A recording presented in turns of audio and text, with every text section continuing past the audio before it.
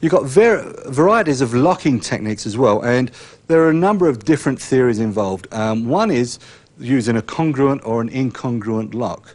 The congruent lock really relies on the ligamentous system to lock up the joints that are not being treated. The incongruent lock relies on the articular surfaces to lock up.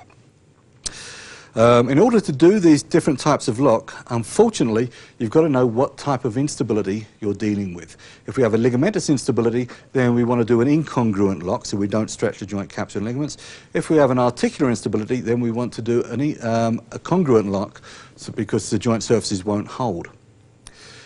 It's not easy to tell in the spine which type of instability you're dealing with, and the chances are, given an unstable segment, it's both types. The ligamentous nature of the disc has gone, and probably the articular stability in the zygapophyseal joints have gone as well.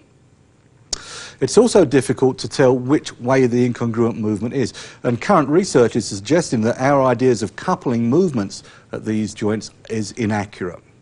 So I think you're probably better off, rather than worrying about whether it's an articular instability or a ligamentous instability, whether it's a congruent rotation or an incongruent rotation, avoid the problem.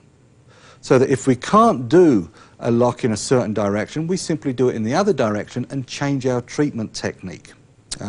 Now, given the two ways that you can push a pelvis, it means that you can rotate the pelvis either forwards to the right or forwards to the left, depending on which way you have the patient lying.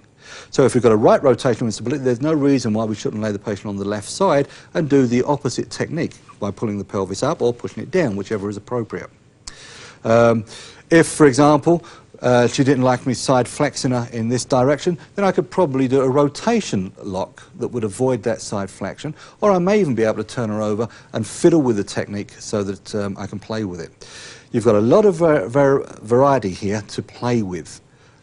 You can certainly avoid the painful areas, you can certainly avoid the hypermobilities and instabilities if you've examined for them, and you lose the uncertainty of a lot of these theories that seem at the moment not to be panning out too well.